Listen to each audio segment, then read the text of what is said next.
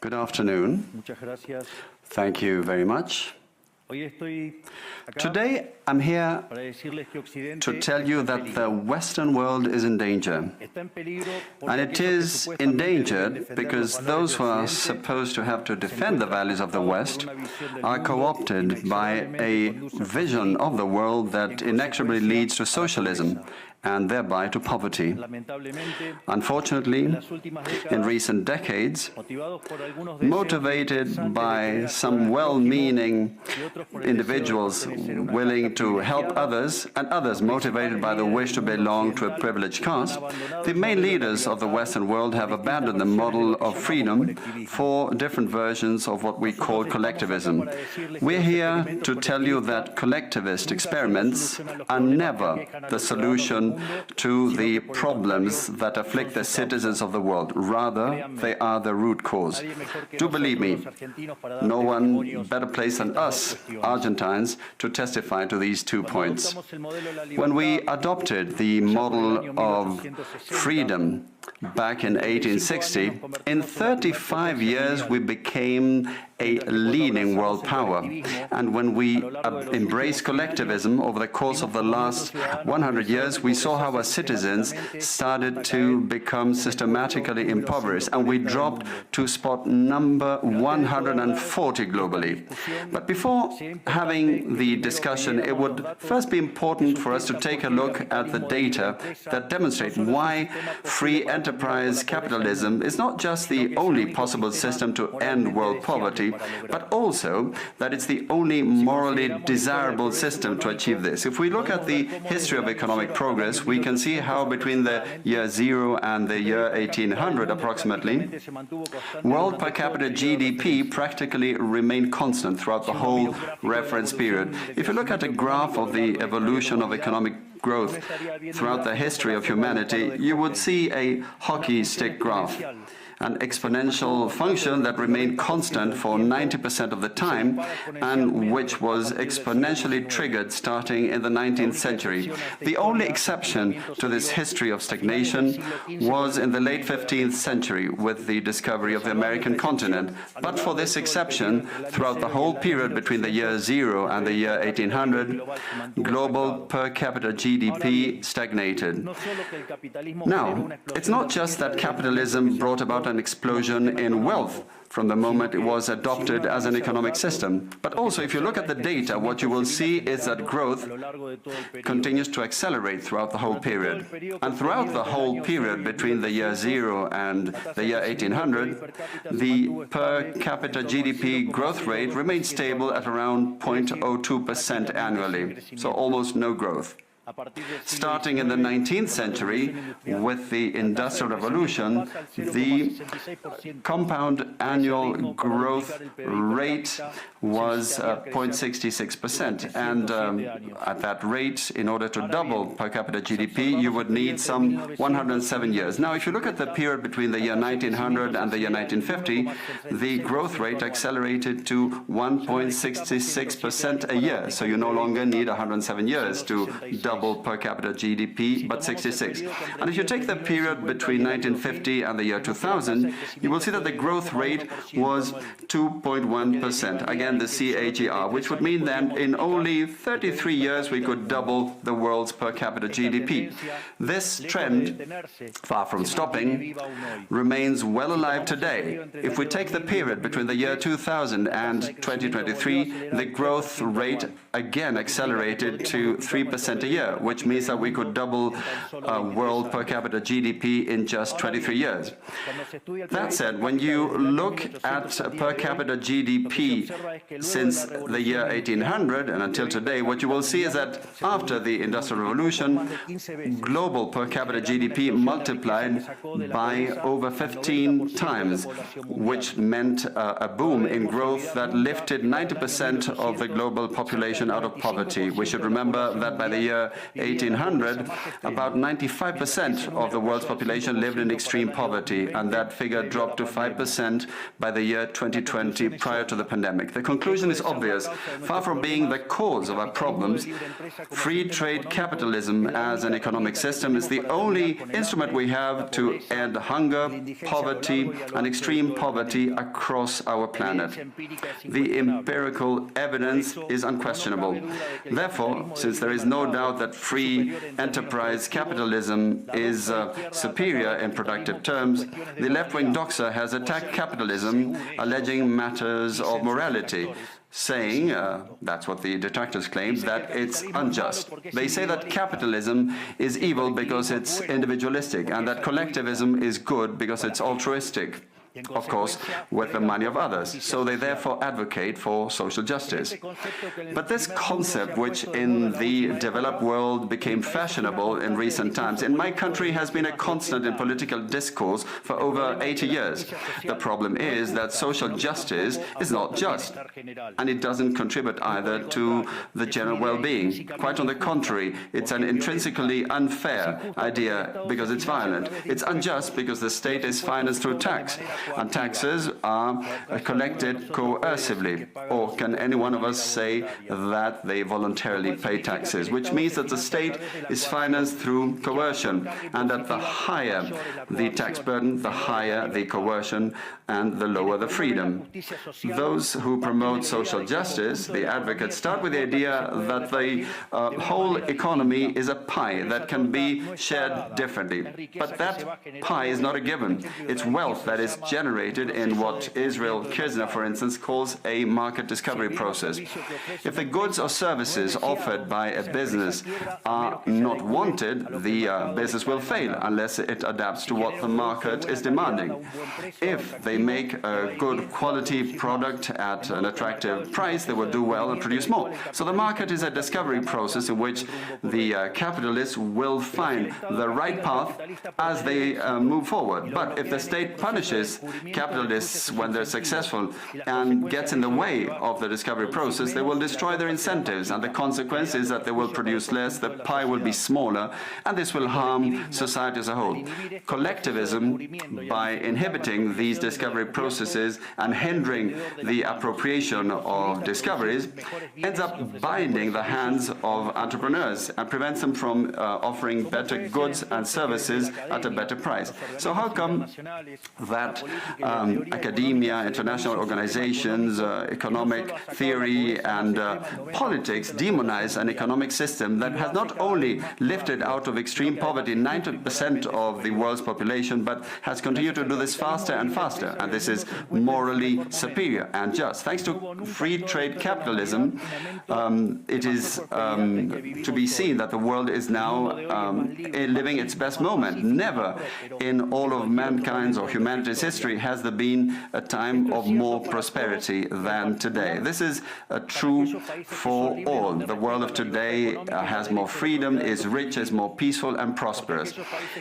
And this is particularly true for countries that have more freedom and have economic freedom and respect the property rights of individuals, because countries that have more freedom are 12 times richer than those that are repressed, and the lowest decile in terms of distribution in free countries are better off than 90% of the population of repressed countries, and poverty is 25 times lower, and extreme poverty is 50 times lower. And citizens in free countries live 25% longer than citizens in repressed countries. Now, what is it that we mean when we talk about libertarianism? And let me quote the words of the greatest authority on freedom in Argentina, Professor Alberto Venegas Lynch Jr., who says that libertarianism is the unrestricted respect for the life project of others, based on the principle of non-aggression, in defense of the right to life, liberty and property. Its fundamental institutions being private property, markets free from state intervention, free competition, the division of labor, and social cooperation, as part of which success is achieved only by serving others with goods of better quality or at a better price. In other words, capitalists Successful business people are social benefactors who, far from appropriating the wealth of others, contribute to the general well-being. Ultimately, a successful entrepreneur is a hero. And this is the model that we are advocating for the Argentina of the future, a model based on the fundamental principles of libertarianism, the defense of life, of freedom, and of property. Now, if free enterprise capitalism and economic freedom have proven to be extraordinary instruments to end poverty in the world, and we are now at the best time in the history of humanity, it is worth asking why I say that the West is endangered. And I say this precisely because in those of our countries that should defend the values of the free market, private property, and the other institutions of libertarianism, sectors of the political and economic establishment, some due to mistakes in their theoretical framework and others due to a greed for power, are undermining the foundations of libertarianism, opening up the doors to socialism and potentially condemning us to poverty, misery and stagnation. It should never be forgotten that socialism is always and everywhere an impoverishing phenomenon that has failed in all countries where it's been tried out. It's been a failure economically, socially, culturally, and it also murdered over 100 million human beings.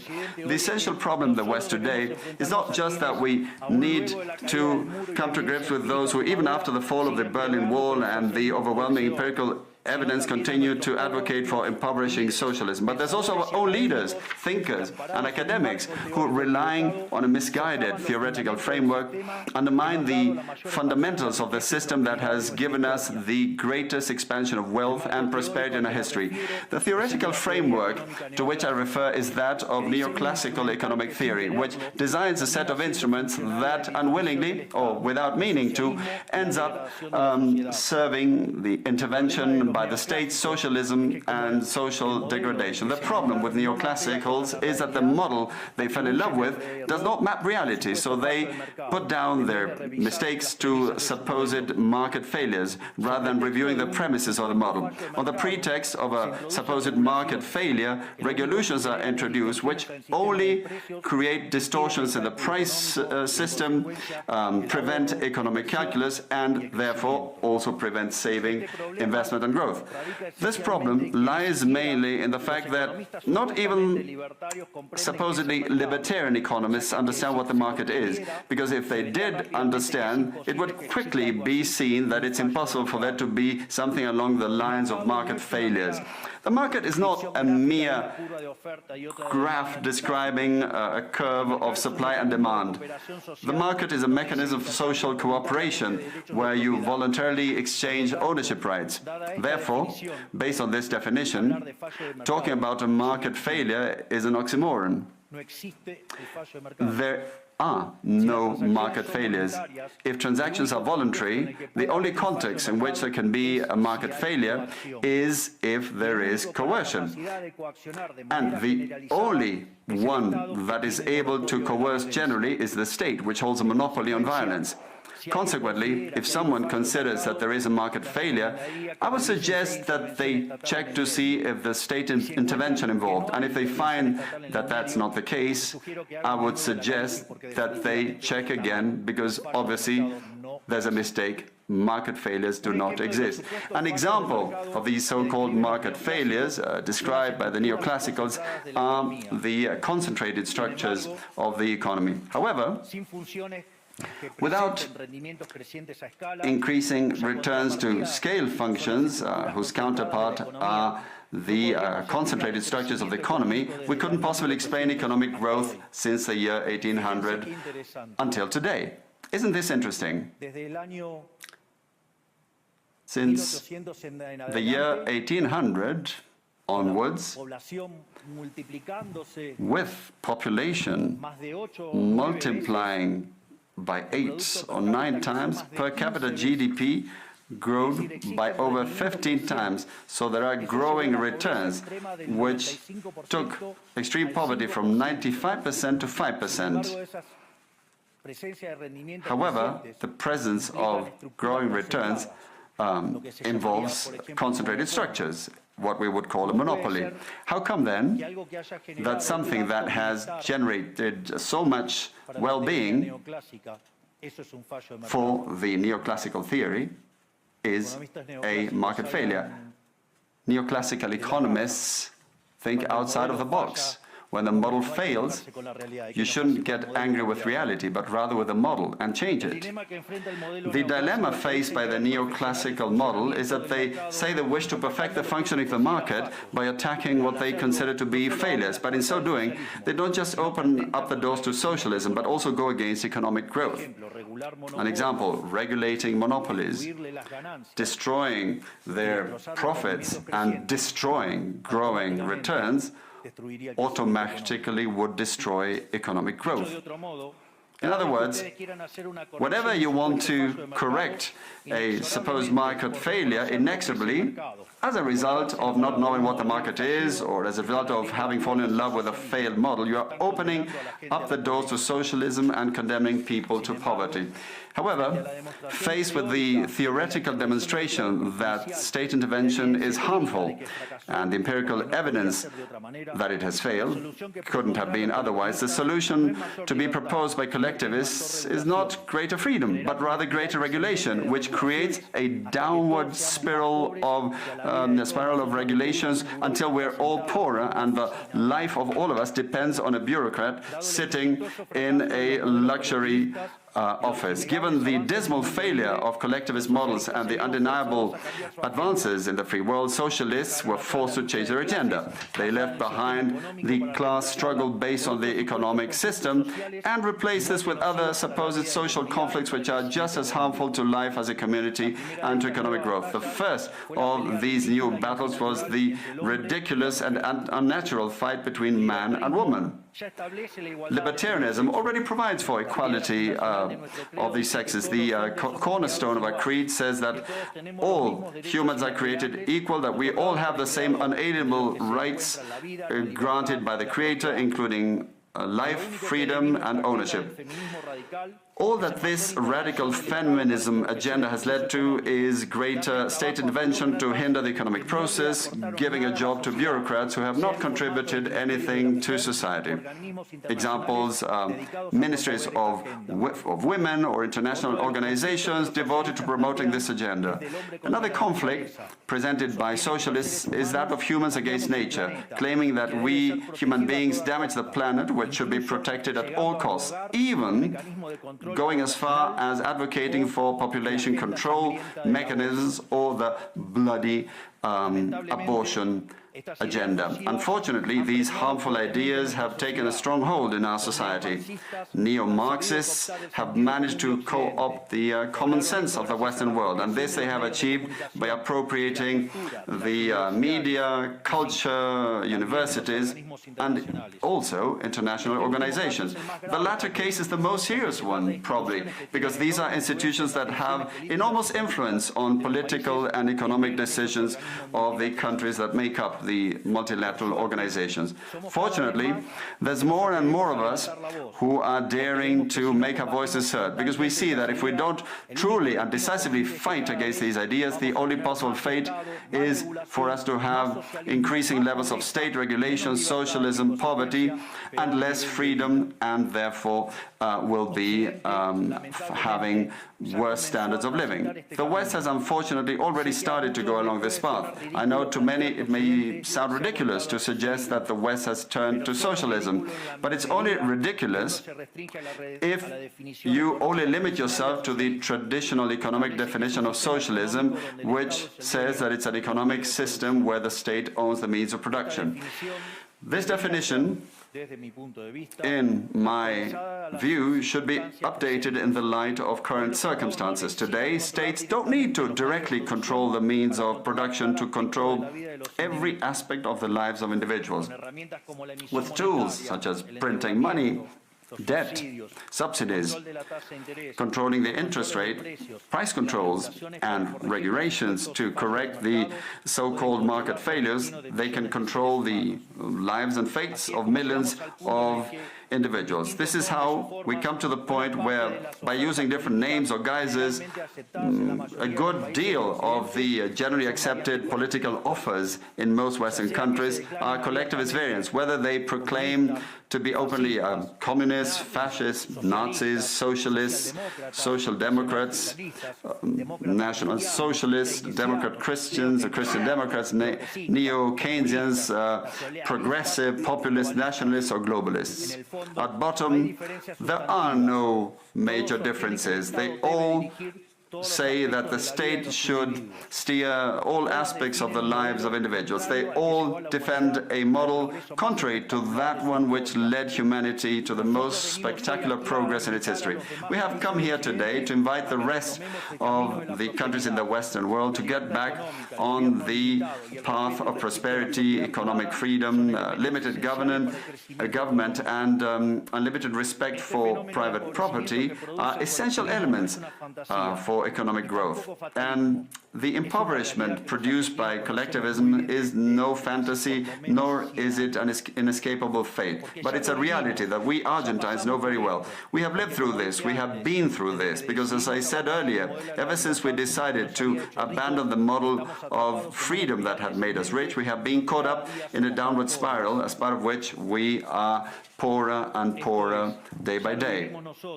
So this is something we have lived through, and we are here to warn you about what can happen if the countries in the Western world that became rich through the model of freedom stay on this path of servitude. The case of Argentina is an empirical demonstration that no matter how rich you may be, or how much you may have in terms of natural resources, or how skilled your population may be, or educated, or how many bars of gold you may have in the central bank, if measures are adopted that hinder the free functioning of markets, free competition, free price systems, if you hinder trade, if you attack private property, the only possible fate is poverty.